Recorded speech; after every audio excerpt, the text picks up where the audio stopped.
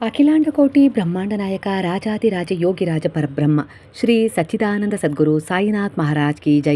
ಗುರುವಿನ ಪಾದಾರವಿಂದಗಳಿಗೆ ವಂದಿಸುತ್ತಾ, ನಮಸ್ತೆ ಸ್ನೇಹಿತರೆ, ಹೇಗಿದ್ದೀರಾ? ಚೆನ್ನಾಗಿದ್ದೀರಾ? ನಾನು ಕೂಡ ಚೆನ್ನಾಗಿದ್ದೀನಿ ಸ್ನೇಹಿತರೆ. ಈ ಜಗತ್ತಿನಲ್ಲಿ ಬೇರೆ ಬೇರೆ ರೀತಿಯ ಜನಗಳನ್ನು, ಭಿನ್ನ ಭಿನ್ನವಾದ ಭಾಷೆ, ಗುಣ, ಈ ರೀತಿಯ ಜನರು ನಮಗೆ ಕನೆಕ್ಟ್ ಆಗ್ತಾನೆ ಹೋಗ್ತಾರೆ ಅಲ್ವಾ. ದೇವರ ಕರುಣೆ, ದಯೆ, ಪ್ರೇಮ, ಸೇವೆಯ ಒಂದು ಭಾವವನ್ನು ಹೊಂದಿದವರು ಇರ್ತಾರೆ. ಅದೆಲ್ಲ ಮೂಢನಂಬಿಕೆ, ಗಳಿಸಿದ್ದು ನನಗಷ್ಟೇ ಬೇಕು, ನಾನು ಯಾರಿಗೂ ಕೊಡೋದಿಲ್ಲ ಅನ್ನೋ ರೀತಿಯಲ್ಲಿ ಮನೋಭಾವದಲ್ಲಿ ಸ್ವಾರ್ಥದಿಂದ ಬದುಕೋರು ಇರ್ತಾರೆ ಅಲ್ವಾ. ಅವರವರ ಒಂದು ಎನರ್ಜಿಯ ಅದೊಂದು ಫೀಲ್ ಆಗಿರುತ್ತೆ, ಅನುಭವ. ನನಗೊಂದು ಸ್ವಲ್ಪ ದಿನಗಳ ಹಿಂದೆ ಒಂದು ಕಮೆಂಟ್ ಬಂದಿತ್ತು, ಧ್ಯಾನದಿಂದ ನಮಗೆ ಏನೆಲ್ಲ ಲಾಭ ಸಿಗುತ್ತೆ, ಗುರುವಿನ ಧ್ಯಾನ ಮಾಡಿದರೆ ಖಂಡಿತ ನಾವು ನಮ್ಮ ಒಂದು ಪ್ರೀತಿ ಪಾತ್ರ ವ್ಯಕ್ತಿಗಳ ಒಂದು ಮನೋಭಾವವನ್ನು ಬದಲಾಯಿಸಬಹುದಾ? ಖಂಡಿತ ಬದಲಾಯಿಸ್ಬೋದು. ನಿಮ್ಮ ಪ್ರಶ್ನೆಗೆ ಉತ್ತರ ಈ ವಿಡಿಯೋ ಆಗಿರುತ್ತೆ. ಯಾಕಂದರೆ ಪ್ರತಿಯೊಬ್ಬರ ಮನಸ್ಸಿನ ಒಂದು ಗೊಂದಲ ಇದಾಗಿರುತ್ತೆ. ನನ್ನ ಮಕ್ಕಳು ಅಂದರೆ ಈಗ ಒಂದು ಕುಟುಂಬದಲ್ಲಿ 4 ಜನ ಅಂತ ಇರ್ತೀರಾ ಅಂದರೆ 4 ಜನರ ಕರ್ಮಗಳು ಬೇರೆ ಬೇರೆದ್ದೇ ಆಗಿರುತ್ತೆ. ಭಾವನೆಗಳಾಗಿರ್ಬೋದು, ಮನಸ್ಥಿತಿ ಆಗಿರ್ಬೋದು, ಯೋಚನೆಗಳು, ಯೋಚಿಸುವ ರೀತಿ, ಕನಸುಗಳು, ಆದರ್ಶ ಗುಣಗಳು ಎಲ್ಲವೂ ಭಿನ್ನ ಭಿನ್ನವಾದ ಒಂದು ಅನುಭವವನ್ನು ಹೊಂದಿರುತ್ತೆ. ಕರ್ಮಗಳ ಅನುಸಾರವಾಗಿ ಅದರ ಫಲ ಕೂಡ ಅವರು ಕಂಡುಕೊಳ್ತಾರೆ. ಆದರೆ ತಾಯಿ ತಂದೆಯರಿಗೆ ತನ್ನ ಮಕ್ಕಳ ಭವಿಷ್ಯವನ್ನು ಸುರಕ್ಷಿತವಾಗಿಸಬೇಕು ಅನ್ನೋದು ಅವರ ಒಂದು ಅದ್ಭುತವಾದ ಕನಸು ಅಂತಲೇ ಹೇಳ್ಬೋದು ಸ್ನೇಹಿತರೆ. ಅವರು ಹುಟ್ಟಿನಿಂದ ಅಂದರೆ ಅವರು ಹುಟ್ಟೋಕ್ಕಿಂತ ಮೊದಲು, ಗರ್ಭದಲ್ಲಿ ಇರೋದಕ್ಕಿಂತ ಮೊದಲೇ ತಮ್ಮ ಮಕ್ಕಳು ಹೀಗೆ ಇರಬೇಕು, ಅವ್ರು ಈ ರೀತಿ ಎತ್ತರಕ್ಕೆ ಬೆಳಿಬೇಕು, ಅವ್ರಿಗೆ ಏನೆಲ್ಲ ಬೇಕೋ ಅದನ್ನು ನಾನು ಕೊಡಬೇಕು, ಅವ್ರ ಜೀವನದಲ್ಲಿ ಏನು ಕೊರತೆಗಳಾಗಬಾರ್ದು ಅನ್ನೋ ರೀತಿಯಲ್ಲಿ ಪ್ರತಿಯೊಬ್ಬ ತಂದೆ ತಾಯಿಯು ಕನಸನ್ನು ಕಾಣ್ತಾರೆ. ನೀವು ಅದೇ ರೀತಿಯ ಒಂದು ಯೋಚನೆಯನ್ನು ಮಾಡಿಕೊಂಡೇ ಇರ್ತೀವಲ್ವ. ಪ್ರತಿಯೊಬ್ಬರ ಕನಸು ಇದೇ ಆಗಿರುತ್ತೆ. ಆದರೆ ಮಕ್ಕಳು ಸಣ್ಣವರಿದ್ದಾಗ, ನಮ್ಮ ಹಿಡಿತದಲ್ಲಿದ್ದಾಗ, ಅಂದರೆ ಸಣ್ಣ ವಯಸ್ಸಿನಲ್ಲಿ ನಮ್ಮ ಮಕ್ಕಳಿಗೆ ನಾವೇ ಪ್ರಪಂಚ ಆಗಿರ್ತೀವಿ. ಅವರಿಗೆ ಈ ಹೊರಗಿನ ಜಗತ್ತು ಪರಿಚಯ ಇರೋದಿಲ್ಲ. ಹಾಗಾಗಿ ನಮ್ಮ ಮೇಲೆ ಡಿಪೆಂಡ್ ಆಗಿರ್ತಾರೆ. ಯಾವಾಗ ಭೌತಿಕವಾಗಿ ಅವರು ತಮ್ಮನ್ನು ತಾವು ತೆರೆದುಕೊಳ್ತಾ ಹೋಗ್ತಾರೋ, ಅದು ವಿದ್ಯಾಭ್ಯಾಸದ ರೀತಿಯಲ್ಲಾಗಿರ್ಬೋದು, ಹೊರಗಡೆ ಹೋಗೋದಾಗಿರ್ಬೋದು, ಸುತ್ತಾಟ ಆಗಿರ್ಬೋದು, ಬೇರೆ ಮಕ್ಕಳ ಜೊತೆ ಬೆರೆಯೋದಾಗಿರ್ಬೋದು, ಹೀಗೆ ಒಡನಾಟ ಹೇಗೆ ಹೆಚ್ಚಾಗ್ತಾ ಹೋಗುತ್ತೋ ಭೌತಿಕ ಪ್ರಪಂಚದ ಕಡೆಗೆ, ಹಾಗೆ ಮಕ್ಕಳಲ್ಲೂ ಹಾಗೆ ಕೆಲವೊಂದು ಬದಲಾವಣೆಯನ್ನು ನಾವು ಕಾಣ್ತೀವಿ. ಎಲ್ಲೋ ಒಂದು ರೀತಿಯಲ್ಲಿ ಆ ಬದಲಾವಣೆ ನಮಗೆ ಕೆಲವೊಂದು ಸಾರಿ ಒಳ್ಳೆಯದು ಅನಿಸಿದರೆ ಕೆಲವೊಂದು ಸಾರಿ ಅತೀವವಾದ ವೇದನೆಯನ್ನು ಉಂಟು ಮಾಡುತ್ತೆ. ಯಾಕಂದರೆ ನಮ್ಮ ಮಕ್ಕಳಲ್ಲಿ ಉಂಟಾದ ಕೆಲವು ಬದಲಾವಣೆಗಳು ಯಾವ ರೀತಿ ಅಂದರೆ, ಅಮ್ಮ ಮೊದಲಿಗೆ, ತಂದೆ ಮೊದಲಿಗೆ ಮಕ್ಕಳಿಗೆ ಪ್ರಪಂಚ ಆಗಿರ್ತಾರೆ. ಅವರನ್ನು ಬಿಟ್ಟು ಅವ್ರು ಒಂದು ಕ್ಷಣ ಇರ್ತಾ ಇರೋದಿಲ್ಲ. ಪ್ರತಿಯೊಂದಕ್ಕೂ ಅಮ್ಮ ಹೇಗೆ ಮಾಡಬೇಕು, ಏನು ಮಾಡಬೇಕು, ಎಲ್ಲ ಅಪ್ಪಣೆಯನ್ನು ಅಪ್ಪ ಅಮ್ಮನಿಗೆ ಕೇಳ್ತಾ ಇರ್ತಾರೆ. ನಂತರ ಅವರೇ ಕೆಲವೊಂದು ತೀರ್ಮಾನಗಳನ್ನು ತಗೊಳ್ಳೋಕ್ಕೆ ಶುರು ಮಾಡ್ತಾರೆ. ಸರಿ, ಅದು ಬದಲಾವಣೆಗೆ ತಕ್ಕ ಹಾಗೆ, ಅವರ ವಯಸ್ಸಿಗೆ ತಕ್ಕ ಹಾಗೆ ತಗೊಳ್ಳೋದು ತಪ್ಪಲ್ಲ. ಆದರೆ ಅವರು ಏನಾದರೂ ಪಾದ ತೀರ್ಮಾನಗಳನ್ನು ತಗೊಂಡಾಗ, ಎಲ್ಲೋ ಒಂದು ರೀತಿ ಅಡ್ಡದಾರಿಯನ್ನು ಹಿಡಿದಾಗ, ಅವರ ರೀತಿ ನೀತಿ ನಡವಳಿಕೆಯಲ್ಲಿ ನೀವು ಹಾಕಿಕೊಟ್ಟ ಸಂಸ್ಕಾರಗಳಲ್ಲಿ ಒಂದು ಭಿನ್ನವಾದ ವರ್ತನೆ ಕಂಡು ಬಂದಾಗ ನಿಮಗೆ ತುಂಬ ನೋವಾಗುತ್ತೆ. ಅವ್ರನ್ನ ಹೇಗೆ ಸರಿ ಮಾಡಬೇಕು, ನನ್ನಿಂದ ಸಾಧ್ಯನಾ?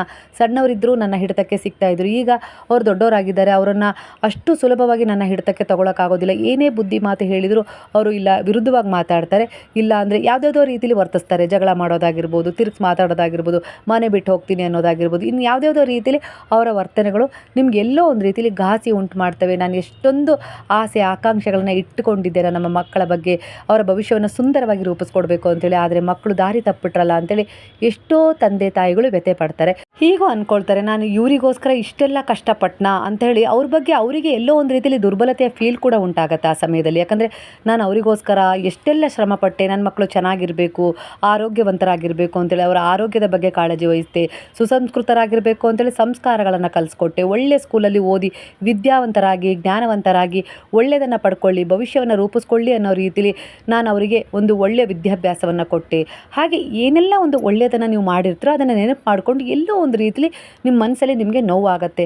ನಾನು ಯಾವೆಲ್ಲ ರೀತಿಯಲ್ಲಿ ಕಷ್ಟಪಟ್ಟು ಹೋರಾಟ ಮಾಡಿ ಜಗತ್ತಿನ ವಿರುದ್ಧ ನಿಂತು, ಯಾರೇ ನಿಂತರೂ ಕೂಡ ಅವ್ರ ಎದುರಿಗೆ ಹೋರಾಟ ಮಾಡಿ ನಾನು ನನ್ನ ಮಕ್ಕಳನ್ನ ಬೆಳೆಸ್ದೆ. ಆದರೆ ನನ್ನ ಮಕ್ಕಳು ಎಲ್ಲೋ ಒಂದು ರೀತಿಯಲ್ಲಿ ದಾರಿ ತಪ್ಪಿಟ್ರಲ್ಲ, ಎಷ್ಟು ಆ ವಿಚಾರ ಬಂದಾಗ ನೋವಾಗತ್ತಲ್ವ. ಪ್ರತಿಯೊಬ್ಬರ ತಂದೆ ತಾಯಿಗೂ ನೋವಾಗುತ್ತೆ. ಅವರು ಹುಟ್ಟಿದಾಗ ಆರೋಗ್ಯವಂತರಾಗಿರ್ತಾರೆ. ಆ ಸಮಯದಲ್ಲಿ ಅವರಿಗೆ ನಾವು ರೀತಿ ನೀತಿ ಸಂಸ್ಕಾರಗಳನ್ನು, ಸತ್ಕಾರಗಳ ಬಗ್ಗೆ ಎಲ್ಲವನ್ನು ಕಲಿಸಿ, ಜ್ಞಾನ ಕೊಟ್ಟು ಅವರ ಭವಿಷ್ಯವನ್ನು ಸೆಕ್ಯೂರ್ ಮಾಡಲಿಕ್ಕೂ ತುಂಬಾ ಹೋರಾಟ ಮಾಡಿರ್ತೀವಿ. ಹಾಗೆ ಅವ್ರು ಏನಾದರೂ ಅನಾರೋಗ್ಯದ ಸಮಸ್ಯೆಯಿಂದ ಹುಟ್ಟಿದರೆ ಅವರಿಗೋಸ್ಕರ ತುಂಬ ಸಫರ್ ಮಾಡ್ತೀವಿ ನಾವು ಜೀವನದಲ್ಲಿ ಅಲ್ವಾ. ಯಾರನ್ನೆಲ್ಲ ಎದುರಿಗೆ ಹಾಕ್ಕೊಂಡು ನಾವು ಆ ಮಗುವಿನ ಆರೋಗ್ಯವನ್ನು ಸುಧಾರಿಸಬೇಕು ಅಂಥೇಳಿ ನಮ್ಮ ನೆಮ್ಮದಿಯನ್ನೇ ಕಳ್ಕೊಂಡ್ಬಿಡ್ತೀವಿ. ಆ ರೀತಿ ಹೋರಾಟ ಮಾಡ್ತೀವಿ. ನಮ್ಮ ಬಗ್ಗೆ ಕಾಳಜಿ ಮಾಡ್ಕೊಳ್ಳೋದಾಗಿರ್ಬೋದು, ನಮ್ಮನ್ನು ನಾವು ಪ್ರೀತಿಸ್ಕೊಳ್ಳೋದಾಗಿರ್ಬೋದು, ಮರ್ತೇ ಬಿಡ್ತೀವಿ. ಆ ಮಗುವನ್ನು ಹೇಗಾದರೂ ಮಾಡಿ ಸರಿಪಡಿಸ್ಬೇಕು, ನನ್ನ ಮಗು ಅದು, ಅದರ ಆರೋಗ್ಯವನ್ನು ಸುಧಾರಿಸ್ಕೊಡ್ಬೇಕು, ಅದರ ವ್ಯಕ್ತಿತ್ವವನ್ನು ರೂಪಿಸ್ಕೊಡ್ಬೇಕು, ಅದರ ಭವಿಷ್ಯವನ್ನು ಸೆಕ್ಯೂರ್ ಮಾಡಬೇಕು ಅಂತೇಳಿ ಎಷ್ಟೆಲ್ಲ ಕಷ್ಟಪಡ್ತೀವಲ್ವ. ಇಷ್ಟೆಲ್ಲ ಕಷ್ಟಪಡ್ತೀವಿ, ಆದರೆ ಮಕ್ಕಳು ಕೆಲವೊಂದು ಸಾರಿ ಅರ್ಥನೇ ಮಾಡ್ಕೊಳ್ಳೋದಿಲ್ಲ. ಮತ್ತೆ ತಿರುಗಿಸಿ ಮಾತಾಡ್ತಾರೆ. ಏನು ಮಹಾನ್ ಮಾಡಿದ್ದೀರಾ ಅಂತ ಹೇಳಿ ಕೇಳಿದ ಮಕ್ಕಳು ಎಷ್ಟೋ ಜನ ಇದ್ದಾರೆ. ತಂದೆ ತಾಯಿಯಾಗಿ ಏನು ಕರ್ತವ್ಯ ಮಾಡಬೇಕೋ ಅದನ್ನು ಮಾಡಿದ್ದೀರಾ ಅಷ್ಟೇ ಅಂತ ಹೇಳಿ ಕೇಳ್ತಾರೆ. ಆದರೆ ಅವರು ತಂದೆ ತಾಯಿ ಆದಾಗ ಮಾತ್ರ ಅವರು ಏನು ನಮಗೆ ಪ್ರಶ್ನೆ ಮಾಡಿರ್ತಾರಲ್ಲ, ಆ ಪ್ರಶ್ನೆ ಆವಾಗ ಅವರಿಗೆ ಪ್ರಶ್ನೆಯಾಗೆ ನಿಲ್ಲತ್ತೆ. ಇದೇ ಕರ್ಮ. ಒಟ್ಟಾರೆಯಾಗಿ ಹೇಳಬೇಕು ಅಂದರೆ ಕರ್ಮ ಬೆಂಬಿಡದೆ ಕಾಡತ್ತೆ. ಒಳ್ಳೆಯದನ್ನೇ ಕೊಡಿ ಒಳ್ಳೆ ರೀತಿಲಿ, ಕೆಟ್ಟದನ್ನೇ ಕೊಡಿ ಕೆಟ್ಟ ರೀತಿಲಿ. ಒಟ್ಟಾರೆಯಾಗಿ ಈ ಜಗತ್ತು ಒಂದು ಎನರ್ಜಿಯ ಆಧಾರಿತ ಮೇಲೆಯೇ ಸಂಚಲನಗೊಳ್ತಾ ಇದೆ. ನೀವು ಯಾವ ಎನರ್ಜಿಗೆ ಕನೆಕ್ಟ್ ಆಗ್ತಾ ಹೋಗ್ತೀರೋ ಖಂಡಿತವಾಗಿ ಆ ಎನರ್ಜಿಯ ಫೀಲ್ ಅನುಭವ ನಿಮಗೆ ಆಗ್ತಾ ಹೋಗುತ್ತೆ. ಒಳ್ಳೆಯದರ ಕಡೆ ಕನೆಕ್ಟ್ ಆಗ್ತಾ ಹೋದರೆ ಒಳ್ಳೆಯದೇ ನಿಮ್ಗೆ ಸಿಗ್ತಾ ಹೋಗುತ್ತೆ ದಾರಿ ಉದ್ದಕ್ಕೂ. ಕೆಲವೊಂದು ಸಾರಿ ಅಲ್ಲಿ ಕೆಟ್ಟದ್ದು ಎದುರಾದರೂ ಕೂಡ ಅದನ್ನು ಪಾಠವಾಗಿ ತಗೊಳ್ತೀರಾ. ಹಾಗೆ ನೀವು ಚೇತರಿಸ್ಕೊಂಡು ಇಗ್ನೋರ್ ಮಾಡಿ ನೀವು ಸರಿಯಾದದನ್ನೇ ಆಯ್ಕೆ ಮಾಡ್ಕೊಂಡು ಮುಂದೆ ಹೋಗ್ತೀರಾ. ಉತ್ತಮ ಕರ್ಮಗಳ ಫಲ ಉತ್ತಮವಾಗೇ ಇರುತ್ತೆ. ನಿಮ್ಮ ಜೀವನದಲ್ಲಿ ನಿಮಗೆ ಸಕಾಲಕ್ಕೆ ಸರಿಯಾಗಿ ಎಲ್ಲ ಅನುಕೂಲತೆಗಳು ಸಿಗ್ತಾ ಹೋಗ್ತವೆ. ಒಂದು ಸಹಾಯದ ಮೂಲಕ ಆಗಿರ್ಬೋದು, ಯಾವುದಾದ್ರೂ ರೀತಿಲಿ ನಿಮಗೆಲ್ಲ ಒಳ್ಳೆಯದೇ ಆಗ್ತಾ ಹೋಗುತ್ತೆ. ಎಷ್ಟೇ ಕಷ್ಟ ಸಮಸ್ಯೆಗಳು ಎದುರಾದರೂ ಕೂಡ ನಿಮಗೆ ಅದನ್ನು ಎದುರಿಸುವ ಒಂದು ಸಾಮರ್ಥ್ಯ ಆಗಿರ್ಬೋದು, ಇಲ್ಲ ಸಹಾಯ ಆಗಿರ್ಬೋದು, ಹಂತ ಹಂತವಾಗಿ ಸಿಗ್ತಾ ಹೋಗುತ್ತೆ ಸ್ನೇಹಿತರೆ. ಇವೆಲ್ಲವೂ ಕೂಡ ಒಂದು ಎನರ್ಜಿನೇ.